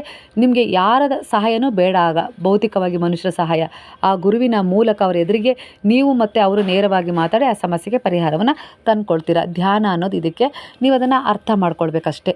ಪೂಜೆ, ಪುನಸ್ಕಾರ, ವ್ರತ ಇವೆಲ್ಲವೂ ಮನುಷ್ಯನಿಗೆ ಬಲವನ್ನು ತಂದುಕೊಡ್ತವೆ, ಒಂದು ಸಾಮರ್ಥ್ಯವನ್ನು ತಂದುಕೊಡ್ತವೆ. ಆಧ್ಯಾತ್ಮಿಕತೆ ಅನ್ನೋದು ಭಗವಂತನ ಹತ್ರ ಹೋಗಲಿಕ್ಕೆ ನಿಮಗೆ ಒಂದು ಸೇತುವೆ ಆಗಿರುತ್ತೆ. ಅದರ ಆಳಕ್ಕೆ ಹೋದಷ್ಟು ನಿಮ್ಮ ಜೀವನದಲ್ಲಿ ನಿಮಗೆ ಒಳ್ಳೆಯದೇ ಸಿಗ್ತಾ ಹೋಗುತ್ತೆ, ಅಗಾಧವಾಗಿ ಸ್ಥಿರವಾದದ್ದು. ಹಾಗಾಗಿ ನಿಮ್ಮ ಒಳಗಿರುವ ಶಕ್ತಿಗಳನ್ನು ನೀವು ಯಾವಾಗ ಗುರುತಿಸ್ಕೊಳ್ತೀರೋ ಖಂಡಿತವಾಗಿಯೂ ನಿಮ್ಮ ಜೀವನದಲ್ಲಿ ಅನೇಕ ರೀತಿಯ ಸುಧಾರಣೆಗಳನ್ನು ತಂದುಕೊಳ್ತೀರಾ. ಹಾಗೆ ಬೇರೆಯವರನ್ನು ಕೂಡ ಸುಧಾರಿಸುವ ಶಕ್ತಿಯನ್ನು ನೀವು ಹೊಂದುತ್ತೀರಾ. ನಿಮಗೆ ಬಾಬಾರವರನ್ನು ಪೂಜಿಸಬೇಕು ಅಂತ ಆಸೆ, ಹಾಗೆ ಗುರುವಾರ ನಿಮಗೆ ಮಟನ್ ಸಾರಾಗಿರ್ಬೋದು, ಮಾಂಸಾಹಾರ ಆಗಿರ್ಬೋದು ಮಾಡಲಿಕ್ಕೆ ಇಷ್ಟ ಇಲ್ಲ ಅಲ್ವಾ? ಈ ಸಮಯದಲ್ಲಿ ನಿಮಗೆ ನಿಮ್ಮ ಮನೆಯಲ್ಲೂ ಬೇಕೇ ಬೇಕು ಅಂತೇಳಿ ಯಾರೋ ಹಠ ಮಾಡ್ತಾ ಇರ್ತಾರೆ. ಆ ಸಮಯದಲ್ಲಿ ನೀವು ಆ ರೀತಿಯಾಗಿ ಹಿಂದಿನ ದಿನ ನನಗೆ ಈ ರೀತಿ ತೊಂದರೆ ಕೊಡಬೇಡಿ, ನಾನು ಬಾಬಾರವರ ಪೂಜೆಯನ್ನು ಮಾಡ್ತಿದ್ದೀನಿ, ಈ ದಿನ ತಿನ್ನೋದು ಬಿಟ್ಟು ಬೇರೆ ದಿನ ನೀವು ನನಗೆ ಹೇಳಿದರೆ ನಾನು ಮಾಡಿಕೊಡ್ತೀನಿ ಅನ್ನೋ ರೀತಿಲಿ ನಿಮ್ಮ ಮನೆಯವರನ್ನು ಎದುರಿಗೆ ನಿಲ್ಲಿಸಿ, ಅಂದರೆ ಅವರ ಆತ್ಮವನ್ನು ನೀವು ಎದುರಿಗೆ ನಿಲ್ಲಿಸ್ಕೊಂಡು ನೀವು ಧ್ಯಾನದ ಮೂಲಕ ಅವರಿಗೆ ಹೇಳಿದರೆ ಅವರ ಎನರ್ಜಿ ಕನ್ವರ್ಟ್ ಆಗುತ್ತೆ. ಈ ರೀತಿ ನೀವು ಮಾಡ್ತಾ ಬನ್ನಿ. ಹಾಗೆ ನಿಮ್ಮ ಮಗುವನ್ನು ಎದುರಿಗೆ ನಿಲ್ಲಿಸ್ಕೊಂಡು, ನೀನು ಆ ರೀತಿ ಕೆಟ್ಟವರ ಸಹವಾಸ ಮಾಡಿದ್ರಿಂದ ನನಗೆ ತುಂಬ ನೋವಾಗ್ತಾ ಇದೆ, ಆ ಸಹವಾಸ ಮಾಡಬೇಡ, ಒಳ್ಳೆ ದಾರಿಯಲ್ಲಿ ಹೋಗು, ಅದರಿಂದ ನನಗೆ ತುಂಬ ಖುಷಿ ಆಗುತ್ತೆ ಅಂತ ಹೇಳಿ ನೀವು ಹೇಳೋದ್ರಿಂದ ಆ ಎನರ್ಜಿ ಕೂಡ ಅಲ್ಲಿ ಕನ್ವರ್ಟ್ ಆಗುತ್ತೆ. ಯಾವುದಕ್ಕಾದರೂ ನೀವು ತಗೊಳ್ಬೋದು. ಭೌತಿಕವಾಗಿ ಹೋರಾಟ ಮಾಡೇ ಒಬ್ಬರನ್ನ ಸೋಲಿಸ್ಬೇಕು ಅಂತ ಇಲ್ಲ, ಅವ್ರ ವಿರುದ್ಧ ಗೆಲ್ಲಬೇಕು ಅಂತ ಏನಿರೋದಿಲ್ಲ. ನಾವು ಮಾನಸಿಕವಾಗಿಯೂ ಧ್ಯಾನದ ಮೂಲಕ ಅವರ ಎನರ್ಜಿಯನ್ನು ಕನ್ವರ್ಟ್ ಮಾಡ್ಬೋದು. ಆ ಶಕ್ತಿ ನಮಗಿದೆ, ಯಾಕಂದರೆ ನಾವು ಭಗವಂತನ ಅಂಶ, ಸೃಷ್ಟಿಯ ಒಂದು ಕಣವಾಗಿದ್ದೀವಿ. ನೆನ್ಪಿಟ್ಕೊಳ್ಳಿ, ಮನುಷ್ಯನಿಂದ ಅಸಂಭವ ಅನ್ನೋದು ಏನೂ ಇಲ್ಲ, ಸಂಭವವಾಗುತ್ತೆ. ಆದರೆ ನಾವು ಕೆಲವೊಂದ್ಸರಿ ನಮ್ಮನ್ನು ದುರ್ಬಲತೆಗೆ ಚಾರಿಸ್ಕೊಂಡ್ಬಿಡ್ತೀವಿ, ನಮ್ಮಿಂದ ಏನೂ ಆಗೋದಿಲ್ಲ, ಅವ್ರನ್ನ ಬದಲಾವಣೆ ಮಾಡೋಕ್ಕಾಗೋದಿಲ್ಲ ಅನ್ನೋ ರೀತಿ ನಮ್ಮ ಹಣೆ ಬರಹವನ್ನು ನಾವು ಒಪ್ಕೊಂಡಾಗ ಖಂಡಿತ ನಾವು ಅದರ ಮೂಲಕನೇ ನಾವು ಸಾಗಬೇಕಾಗತ್ತೆ. ಶ್ರೀಕೃಷ್ಣ ಭಗವದ್ಗೀತೆಯಲ್ಲಿ ಹೇಳಿರೋದು, ನಿನ್ನ ಹಣೆ ಬರಹದಲ್ಲಿ ನೀನು ಸ್ವಲ್ಪ ಪ್ರಯತ್ನ ಮಾಡಿದರೆ ನಿನಗೆ ಒಳ್ಳೆಯದನ್ನು ಪಡ್ಕೊಳ್ಳೋ ಭಾಗ್ಯ ನಾನು ಕೊಟ್ಟಿದ್ದೆ ಅಂತ ಹೇಳಿದ್ದಾರೆ. ನೀನೇ ಪ್ರಯತ್ನ ಪಡಲಿಲ್ಲ, ನಾನು ಹಣೆ ಬರಹದಲ್ಲಿ ಇದ್ದಿದ್ದೆ ನಾನು ಅನುಭವಿಸ್ತೀನಿ ಅನ್ನೋ ರೀತಿಲಿ ಒಪ್ಕೊಂಡೆ, ಹಾಗಾಗಿ ನಿನ್ಗೆ ಯಾವುದೇ ರೀತಿ ಬದಲಾವಣೆ ಸಿಗಲಿಲ್ಲ ಅಂತ ಹೇಳಿದ್ದಾರೆ. ಅರ್ಥ ಮಾಡ್ಕೊಳ್ಳಿ. ಹಾಗಾಗಿ ಭಾಗ್ಯದಲ್ಲಿ ಏನೂ ಕೊಡೋದಿಲ್ಲ ಅಂತ ಇರೋದಿಲ್ಲ, ಇರುತ್ತೆ. ಅದನ್ನು ಪಡ್ಕೊಳ್ಳೋಕ್ಕೆ ನಾವು ಪ್ರಾಮಾಣಿಕ ಪ್ರಯತ್ನ ಮಾಡಬೇಕು, ನಮ್ಮ ಮೇಲೆ ನಾವು ನಂಬಿಕೆ ಇಟ್ಕೊಂಡು. ಹಾಗೆ ತಾನೇ ಸತಿ ಸಾವಿತ್ರಿ ತನ್ನ ಗಂಡನನ್ನು ಬದುಕಿಸಿ ಕರ್ಕೊಂಡು ಬಂದಿದ್ದು. ಪುರಾಣಗಳ ಕಥೆ ಅಂತೇಳಿ ನಾವು ಮಾಡೋದಲ್ಲ, ಪುರಾಣಗಳೇನು ತುಂಬ ದೂರ ಅಲ್ಲ, ನೋಡಿದರೆ ನಮ್ಗೆ ಹತ್ತಿರನೇ ಅನಿಸುತ್ತೆ, ನಾವು ಮಾಡ್ಬೋದು ಅನಿಸುತ್ತೆ. ಆದರೆ ನಾವು ಭೌತಿಕ ಸುಖಗಳಿಗೆ, ಆ ಮೋಹ ಮಾಯೆಗಳಿಗೆ ಬಲಿಯಾಗಿದ್ವಿ. ಹಾಗಾಗಿ ಆ ರೀತಿ ಸ್ಥಿರವಾದ ಮನಸ್ಸು, ಸ್ಥಿರವಾದ ಧ್ಯಾನ ನಮ್ಮಿಂದ ಅಸಾಧ್ಯ ಆಗುತ್ತೆ.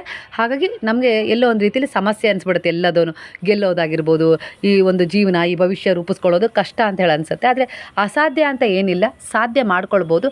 ದಿನನಿತ್ಯ ಧ್ಯಾನಕ್ಕೆ ಒಳಗಾಗಬೇಕು.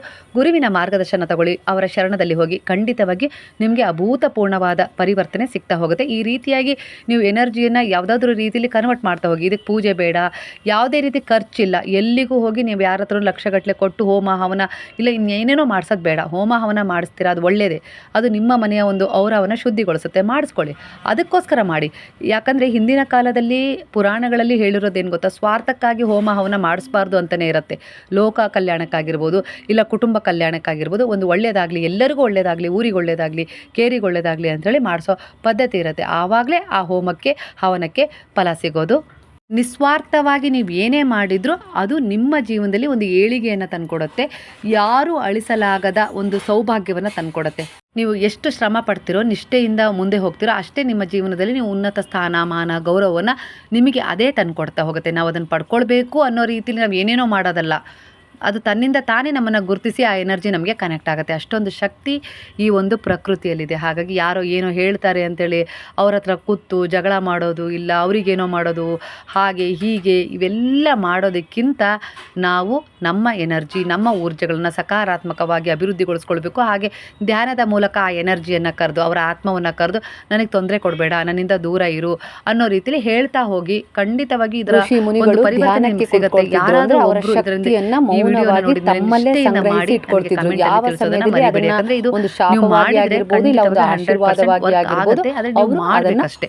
ನಿಮ್ಮ ಮಗ ಏನೋ ಒಂದು ಸಾಧನೆ ಮಾಡಬೇಕು ಅಂತ ಇದ್ದಾನ, ಖಂಡಿತ ಆ ಮಗನನ್ನ ನೀವು ದಿನನಿತ್ಯ ಸ್ಮರಣೆ ಮಾಡ್ಕೊಂಡು ಮಗನೇ ನಿನ್ನಿಂದ ಆ ಸಾಧನೆ ಆಗತ್ತೆ, ನೀನು ಮಾಡೇ ಮಾಡ್ತೀಯ, ಯಾವುದೇ ರೀತಿ ಭಯ ಪಡಬೇಡ, ನೀನು ಮುಂದೆ ಹೋಗು, ನಿನ್ನಿಂದ ಸಾಧ್ಯ ಆಗತ್ತೆ, ನಿನಗೆ ಎಲ್ಲ ಪ್ರಶ್ನೆಗಳಿಗೆ ಉತ್ತರ ಕರೆಕ್ಟ್ ಟೈಮಿಗೆ ನೆನಪಾಗುತ್ತೆ, ನೀನು ಎಕ್ಸಾಮ್ ತುಂಬ ಚೆನ್ನಾಗಿ ಬರೀತೀಯ, ನೀನು ಓದಿದ್ದೆಲ್ಲ ನೆನಪುಳಿಯುತ್ತೆ, ಏನು ಹೆದರಬೇಡ, ಭಗವಂತನ ಆಶೀರ್ವಾದ, ನನ್ನ ಆಶೀರ್ವಾದ ನಿನ್ನ ಜೊತೆ ಇದೆ ಅನ್ನೋ ರೀತಿಲಿ ನೀವು ಹೇಳ್ತಾ ಹೋಗಿ ಆ ಮಗ ಅದೇ ರೀತಿ ಸಾಧನೆ ಮಾಡ್ತಾನೆ. ನೀವು ಇದನ್ನು ಯಾವುದೇ ರೀತಿ ವಿಚಾರದಲ್ಲೂ ಕನ್ವರ್ಟ್ ಮಾಡ್ಬೋದು. ಅಂದರೆ ಯಾರೋ ನಿಮಗೆ ತುಂಬ ತೊಂದರೆ ಕೊಡ್ತಾ ಇದ್ದಾರೆ, ಅತ್ತೆ ಆಗಿರ್ಬೋದು, ಗಂಡ ಆಗಿರ್ಬೋದು, ತೊಂದರೆ ಕೊಡ್ತಾ ಇದ್ದಾರೆ ಅಂದರೆ ಅವರನ್ನು ನಿಮ್ಮ ಎದುರಿಗೆ ಧ್ಯಾನದಲ್ಲಿ ಕಣ್ಣೆದುರಿಗೆ ತಂದು ನಿಲ್ಲಿಸಿ, ನಂಗೆ ತೊಂದರೆ ಕೊಡಬೇಡ್ರಿ, ನಿಮ್ಮಿಂದ ನಂಗೆ ತುಂಬ ತೊಂದರೆ ಆಗ್ತಾ ಇದೆ, ನನಗೂ ಬದುಕಲಿಕ್ಕೆ ಅವಕಾಶ ಕೊಡಿ ಅನ್ನೋ ರೀತಿಯಲ್ಲಿ ನೀವು ಅವ್ರ ಹತ್ರ ವಿನಯಪೂರ್ವಕವಾದ ಒಂದು ಪ್ರಾರ್ಥನೆಯನ್ನು ಮಾಡ್ಕೊಳ್ಳಿ. ಖಂಡಿತವಾಗಿ ದಿನನಿತ್ಯ ನೀವು ಆ ಎನರ್ಜಿಯನ್ನು ಆ ಒಂದು ಧ್ಯಾನದ ಮೂಲಕ ಅವರಿಗೆ ಕನ್ವರ್ಟ್ ಮಾಡಿಕೊಂಡು ಹೇಳ್ತಾ ಹೋದರೆ ಎಲ್ಲೋ ಒಂದು ರೀತಿಯಲ್ಲಿ ಅವರಲ್ಲಿ ಬದಲಾವಣೆ ಕಾಣುತ್ತೆ. ಎದುರಿಗೆ ನಿಂತು ಹೋರಾಟ ಮಾಡೋದಕ್ಕಿಂತ ಈ ಮೌನದ ಹೋರಾಟವನ್ನು ಮಾಡಿ ನೋಡಿ, ಅದ್ಭುತವಾದ ಪರಿವರ್ತನೆ ನಿಮ್ಮ ಜೀವನದಲ್ಲಿ ಸಿಗ್ತಾ ಹೋಗುತ್ತೆ. ಅದನ್ನು ದೃಢವಾದ ನಂಬಿಕೆಯಿಂದ ಮಾಡ್ಕೊಳ್ಬೇಕು. ಭಗವಂತನಲ್ಲಿ ಈ ಸೃಷ್ಟಿಗೆ ನೀವು ಸಮರ್ಪಣೆ ಆಗಬೇಕು, ಶರಣಾಗಬೇಕು. ಅಂದರೆ ಆ ಶಕ್ತಿಗಳು ಇದ್ದಾವೆ, ಆ ಶಕ್ತಿಗಳು ಎಲ್ಲ ರೀತಿಯಲ್ಲೂ ನನಗೆ ಸಹಾಯ ಮಾಡ್ತವೆ ಅನ್ನೋ ನಂಬಿಕೆ ಇದ್ದರೆ ಇದನ್ನು ಮಾಡಿ, ಖಂಡಿತವಾಗಿ ನಿಮಗೆ ಸಹಾಯ ಸಿಗುತ್ತೆ. ಗುರುವಿನಲ್ಲಿ ನೀವು ನಿಷ್ಠೆ ಹೊಂದಿದ್ದೀರಾ, ಸಮರ್ಪಣೆ ಆಗಿದ್ದಾರೆ ಅಂದರೆ ಅವರನ್ನು ನಿಮಗೆ ಎದುರಿಗಿಟ್ಕೊಂಡೆ ನೀವು ಅವರಿಗೆ ಒಂದು ಅವರ ನೆನಪನ್ನು ಮಾಡ್ಕೊಂಡು ಅವ್ರ ಎದುರಿಗೆ ನಾನು ಇವ್ರಿಗೆ ಹೇಳ್ತಾ ಇದ್ದೀನಿ ಅನ್ನೋ ರೀತಿಯಲ್ಲಿ ಕಲ್ಪನೆ ಮಾಡ್ಕೊಂಡು ಹೇಳ್ತಾ ಹೋಗಿ, ನಾನು ಪದೇ ಪದೇ ಹೇಳ್ತಾ ಇದ್ದೀನಿ, ಮತ್ತೆ ಪ್ರಶ್ನೆ ಮಾಡಬಾರ್ದು ಅಂತೇಳಿ. ಆವಾಗ ಧೈರ್ಯ ಇರುತ್ತೆ ನಿಮಗೆ, ಬಾಬಾ ನನ್ನ ಜೊತೆಗಿದ್ದಾರೆ, ನಾನು ಅವರ ಆತ್ಮವನ್ನು ನನ್ನ ಕಣ್ಣೆದುರಿಗೆ ನೆನಪು ಮಾಡ್ಕೊಂಡು ಅವ್ರಿಗೆ ಹೇಳ್ತಾ ಇದ್ದೀನಿ. ಶತ್ರುನೇ ಆಗಲಿ ಮಿತ್ರನೇ ಆಗಿರ್ಬೋದು, ನೀವು ಏನು ಹೇಳಬೇಕು ಅಂತಿದ್ರೆ ಅದನ್ನು ನಿಮ್ಮ ಒಂದು ಧ್ಯಾನದ ಮೂಲಕ ಅವ್ರಿಗೆ ಹೇಳ್ರಿ. ಅವರು ಎಷ್ಟೇ ದೂರದಲ್ಲಿ ಇರಲಿ ಅವರ ಎನರ್ಜಿ ಕನ್ವರ್ಟ್ ಆಗ್ತಾ ಹೋಗುತ್ತೆ, ನಿಮ್ಮ ಎನರ್ಜಿಗೆ ಕನೆಕ್ಟ್ ಆಗ್ತಾ ಹೋಗುತ್ತೆ ಒಳ್ಳೆ ರೀತಿಲಿ. ಶತ್ರುಗಳು ದೂರ ಆಗ್ಬೋದು, ಇಲ್ಲ ಮಿತ್ರರಾಗ್ಬೋದು, ಇಲ್ಲ ಪರಿವರ್ತನೆ ಆಗ್ಬೋದು, ದ್ವೇಷ ಒಳ್ಳೆ ರೀತಿಯಲ್ಲಿ ಮಿತ್ರತ್ವದಿಂದ ಬದಲಾಗ್ಬೋದು. ಹಾಗೆ ನೀವು ಯಾವುದೋ ಒಂದು ಕೋರ್ಟ್ ಕೇಸಲ್ಲಿ ಏನು ಅವರು ಅನ್ಯಾಯವಾಗಿ ನಿಮ್ಮಿಂದ ಏನೋ ತಗೊಳ್ತಾ ಇದ್ದಾರೆ ಅಂದರೆ ಅದು ನಿಜವಾಗ್ಲೂ ಅದೇ ಆಗಿತ್ತು ಅಂದರೆ ಖಂಡಿತವಾಗಿ ನೀವು ಅವರಿಗೆ ಈ ರೀತಿ ದಿನನಿತ್ಯ ಹೇಳ್ತಾ ಹೋದರೆ ಅವರು ಎಲ್ಲೋ ಒಂದು ರೀತಿಲಿ ಅವರಿಗೆ ಅನಿಸುತ್ತೆ, ನಾನು ಮಾಡ್ತಾ ಇರೋದು ತಪ್ಪು, ನಾನು ಇದರಿಂದ ಹಿಂದೆ ಹೋಗ್ಬಿಡೋಣ ಅನ್ನೋ ರೀತಿಲಿ. ಯಾವುದೋ ರೀತಿ ಇಲ್ಲ ಆ ಸಮಸ್ಯೆಗಳು ತಲೆದೋರ್ಬೋದು, ವಾಸ್ತವ ಸತ್ಯದ ಪರಿಚಯವನ್ನು ಮಾಡಿಸ್ಕೊಡ್ಬೋದು ಈ ಪ್ರಕೃತಿ. ನೀವು ಎಲ್ಲಿ ಒಂದು ನಂಬಿಕೆ ಇಟ್ಟು ಕೇಳ್ತಾ ಇದ್ರೋ ಆ ಶಕ್ತಿ ಅವರನ್ನು ಕನ್ವರ್ಟ್ ಮಾಡಲಿಕ್ಕೆ ಎಲ್ಲ ರೀತಿಲಿ ನಿಮಗೆ ಸಹಾಯ ಮಾಡುತ್ತೆ. ಸ್ನೇಹಿತರೆ, ಮಾಹಿತಿ ಇಷ್ಟವಾಗಿದೆ ಅಂತ ಹೇಳಿ ಅನ್ಕೊಳ್ತೀನಿ. ನಾನು ವಿಸ್ತಾರವಾಗಿ ನಿಮಗೆ ಹೇಳಿದ್ದೀನಿ, ಉದಾಹರಣೆ ಕೂಡ ಕೊಟ್ಟಿದ್ದೀನಿ. ನಿಮ್ಮ ಬಲಭಾಗದ ಎದೆ ಸೂರ್ಯನಾಡಿ, ಎಡಭಾಗದ ಎದೆ ಚಂದ್ರನಾಡಿ, ಮಧ್ಯದ ನಾಡಿ ಒಂದು ಸುಷುಮ್ನ ನಾಡಿ ಆಗಿರುತ್ತೆ. ಅದಕ್ಕೆ ನಮ್ಮಲ್ಲಿ ಭಗವಂತನ ಅಂಶ ಇದೆ ಅಂದ್ರೆ ನೀವು ಯಾವ ನಾಡಿಯಲ್ಲಿ ಇರ್ತೀರಾ ಅನ್ನೋದು ಮೇನ್ ಮುಖ್ಯವಾಗಿರುತ್ತೆ. ಅದನ್ನ ಅರ್ಥ ಮಾಡ್ಕೊಳ್ಳೋದು ಸ್ವರ ನಾಡಿಯ ಮೂಲಕ ಮಾತ್ರ ಆಯ್ಕೆ ಮಾಡ್ಕೊಳ್ಬೇಕು. ಆ ಸ್ವತಂತ್ರತೆ ಭಗವಂತ ನಮಗೆ ಕೊಟ್ಟಿರ್ತಾರೆ. ಯಾಕಂದ್ರೆ ನಮ್ಮ ಶಕ್ತಿಗಳು ಏನು ಅಂತ ಹೇಳಿ ಮುಂದೆ ಏನಾಗ್ತೀವಿ ಅಂತ ಎಲ್ಲರಿಗೂ ಗೊತ್ತಿರೋದಿಲ್ಲ. ಆದ್ರೆ ನಾವು ಯಾವಾಗ ಒಳ್ಳೆಯ ಕರ್ಮಗಳ ಉದ್ದೇಶವನ್ನು ಹೊಂದಿರ್ತೀವೋ, ನಾವು ಏನು ಕೊಡ್ತೀವೋ ಅದು ನಮಗೆ ಮರಳಿ ಸಿಗ್ತಾ ಹೋಗುತ್ತೆ. ಮಾಹಿತಿ ಇಷ್ಟವಾಗಿದೆ ಅಂತ ಹೇಳಿ ಅನ್ಕೊಳ್ತೀನಿ. ಧ್ಯಾನ ಅಂದ್ರೆ ಹೇಗಿರಬೇಕು, ಧ್ಯಾನದ ಉದ್ದೇಶ ಏನು, ಧ್ಯಾನದಲ್ಲಿ ಆಧ್ಯಾತ್ಮಿಕ ಪಯಣಕ್ಕೆ ನಮ್ಮನ್ನ ಸರಿಯಾಗಿ ನಾವು ಅರ್ಥ ಮಾಡಬೇಕು. ಅದರ ಭೌತಿಕವಾಗಿ ಉದಾಹರಣೆ ಸಹಿತವಾಗಿ ನಿಮ್ಮ ಶಕ್ತಿಯನ್ನ ಸೂಚಿಸುವುದರ ಮೂಲಕ ನಿಮ್ಮಲ್ಲೂ ಶಕ್ತಿ ಇದೆ, ನೀವು ಕೂಡ ಬದಲಾವಣೆ ಮಾಡಿಕೊಳ್ಳಬಹುದು. ನಿಮ್ಮ ಯೋಜನೆಗಳ ಮೂಲಕ ನೀವು ಇನ್ನೊಬ್ಬರ ಎನರ್ಜಿಯನ್ನು ಕೂಡ ಬದಲಾವಣೆ ಮಾಡಬಹುದು ಅಂತ ತಿಳಿಸಿದ್ದೀನಿ. ಮಾಹಿತಿ ಇಷ್ಟವಾಗಿದ್ರೆ ಕಮೆಂಟ್ ಮಾಡೋದನ್ನ ಮರಿಬೇಡಿ. ಹಾಗಾದ್ರೆ ಎಲ್ಲರೂ ಸೇರಿ ಹೋದ ತಕ್ಷಣವೇ ನಿಮಗೆ ಲೋಕದ ಪರಿಚಯವನ್ನು ಮಾಡಿಸ್ಕೊಡ್ತಾರೆ. ಎಲ್ಲ ರೀತಿಯಲ್ಲೂ ನಿಮಗೆ ಮಾರ್ಗದರ್ಶನ ಮಾಡ್ತಾ ಹೋಗ್ತಾರೆ ಸ್ನೇಹಿತರೆ. ಹಾಗಾಗಿ ಧ್ಯಾನ ಮಾಡಿ, ದಿನನಿತ್ಯ ರಾತ್ರಿ ಆಗಿರ್ಬೋದು, ಬೆಳಗ್ಗೆ ಆಗಿರ್ಬೋದು, ಯಾವ ಸಮಯದಲ್ಲಿ ಆಗಿರ್ಬೋದು, ನೀವು ಧ್ಯಾನಕ್ಕೆ ಒಳಗಾಗಿ ಪ್ರಕೃತಿಗೆ ಕನೆಕ್ಟ್ ಆಗಿ ಭೌತಿಕ ವಿಚಾರಗಳಿಂದ ಆದಷ್ಟು ದೂರನೇ ಇರಿ. ಕೆಲವರು ಎನರ್ಜಿಯಿಂದ ದೂರ ಇರಿ. ಯಾಕಂದರೆ ಎಲ್ಲರಿಗೂ ಎಲ್ಲ ವಿಚಾರಗಳು ಅರ್ಥ ಆಗೋದಿಲ್ಲ.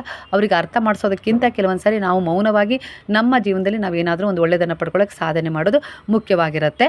ಹಾಗಾಗಿ ನಾನು ಹೇಳಿದ ಮಾಹಿತಿ ನಿಮಗೆ ಸಂಪೂರ್ಣವಾಗಿ ಅರ್ಥ ಆಗಿದೆ ಅಂತ ಹೇಳಿ ಅಂದ್ಕೊಳ್ತೀನಿ. ಅಕಸ್ಮಾತ್ ಏನಾದರೂ ಅರ್ಥ ಆಗಿಲ್ಲ ಅಂದರೆ ಕಮೆಂಟಲ್ಲಿ ತಿಳಿಸಿ, ಮತ್ತೊಮ್ಮೆ ಸಂಕ್ಷಿಪ್ತವಾಗಿ ಇನ್ನೊಮ್ಮೆ ಸರಳವಾಗಿ ವಿವರಣೆಯನ್ನು ಕೊಡ್ತೀನಿ.